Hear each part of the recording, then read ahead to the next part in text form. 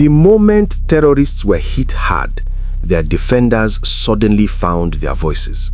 That is the pattern Nigerians have seen again and again, and this time is no different. After the decisive airstrikes on Boko Haram and ISIS-linked targets, Islamic cleric Sheikh Ahmad Gumi quickly came out to warn the federal government to stop all military cooperation with the United States. According to him, American involvement will worsen insecurity and threaten Nigeria's sovereignty. That statement alone tells a bigger story than he probably intended, because every time terrorists are touched, the same set of voices rush out to protect them, speak for them, and cry foul. But when these terrorists are killing innocent people, burning villages, kidnapping children, and attacking churches, those same voices suddenly go quiet. Let us be very clear from the beginning. This strike did not happen in a vacuum. It came after years of mass killings, after churches were attacked, after farmers were slaughtered, after school children were abducted, after entire communities were displaced, and after Nigerians begged their own government to act. Nothing serious happened. Instead, we saw endless excuses, dialogue with killers, and rehabilitation for terrorists, while victims were told to endure.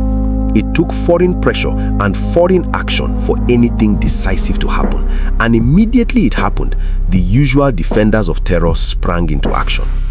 Sheikh Ahmad Gumi is not new to this space. He has for years positioned himself as a public advocate for so-called dialogue with bandits and Boko Haram elements.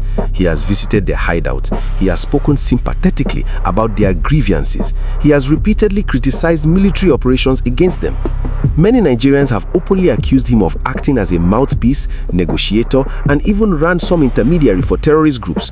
Accusations he denies, but his consistent pattern of defending armed groups while condemning military action has made him one of the most controversial figures in Nigeria's security conversation. In many countries, a figure who openly visits terrorist camps, negotiates on their behalf, and publicly campaigns against military action would at the very least be under intense investigation. In Nigeria, he is given platforms.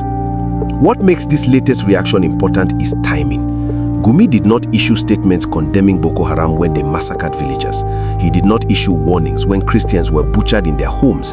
He did not shout about sovereignty when Nigerian Air Force jets failed to protect communities. But the moment foreign-backed strikes hit terrorist targets, he found his voice and warned of danger. That contrast is not accidental, and Nigerians are not blind to it. He is not alone. On social media, especially on X, several northern-based influencers and commentators, well known for downplaying or justifying Boko Haram and bandit violence, immediately started attacking the strikes. Some called it an invasion, some called it anti-North, some claimed it would radicalize more fighters. These are the same people who routinely dismiss reports of Christian killings as exaggeration, who mock victims, who frame terrorists as misunderstood youths, and who aggressively attack anyone calling for firm military action. This pattern has deep roots. Former President Muhammadu Buhari once made statements that were widely interpreted as ethnic and regional sympathy towards Boko Haram, including comments suggesting that the group was being unfairly treated or politically targeted. Other northern politicians and elites have repeatedly framed Boko Haram and bandits as products of poverty rather than ideology, shifting blame from extremist beliefs onto vague economic factors while refusing to confront the reality of jihadist violence. At different times, public figures have described Boko Haram and bandits as freedom fighters, our boys, or victims of injustice, statements that shocked Nigerians who are burying their dead. The question Nigerians keep asking is simple. What exactly does the northern political and religious elite want?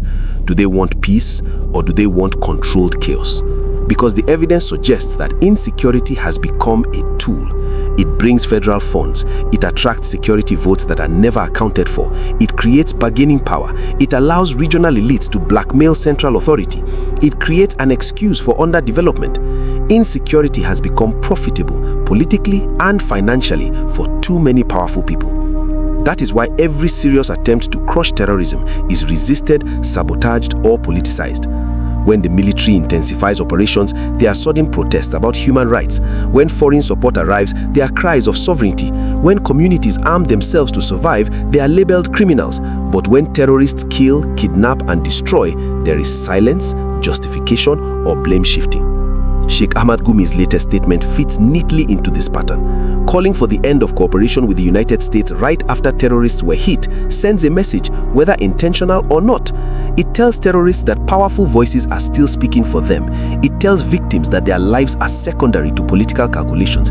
It tells the world that Nigeria has internal actors who are more uncomfortable with terrorists being killed than with civilians being massacred. Let us also talk about sovereignty, because that word is often abused. True sovereignty is the ability of a state to protect its citizens. When a government cannot stop armed groups from overrunning large territories, kidnapping hundreds of children, and attacking places of worship, sovereignty is already compromised. Accepting intelligence or operational support to defeat terrorists is not a loss of sovereignty, it is an attempt to restore it. What truly undermines sovereignty is allowing non-state armed groups to operate freely while elites negotiate with them as equals.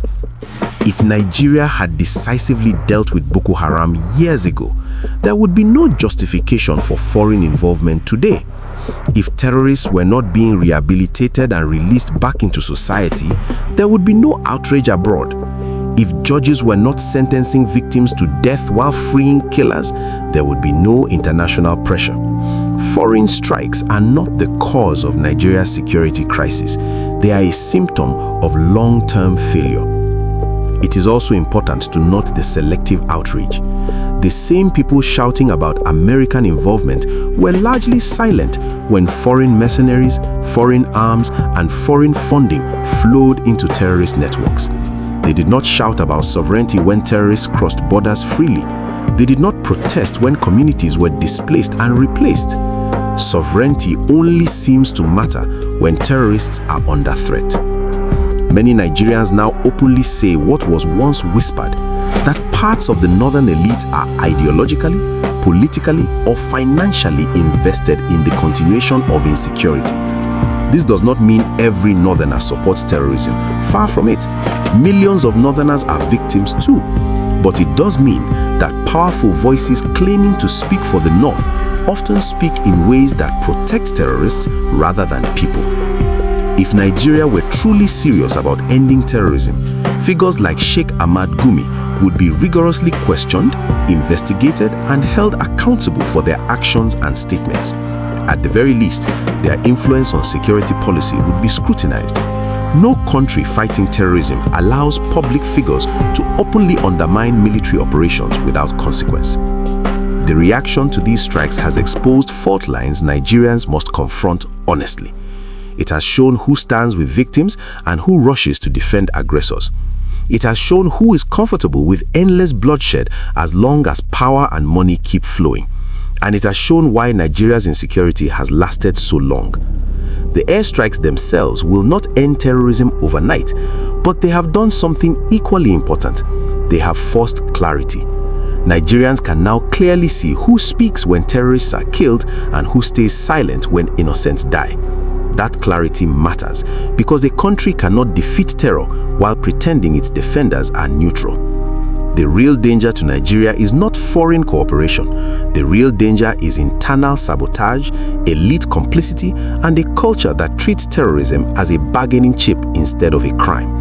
Until that changes, insecurity will continue, no matter how many statements are issued or committees are formed.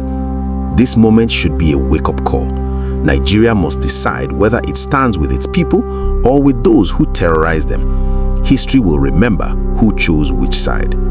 This is Trend Fusion. We don't sugarcoat, we don't pretend, and we don't stay silent. If you want real conversations about power, insecurity, and truth in Nigeria, follow, subscribe, like, and share. Silence has cost this country too much already.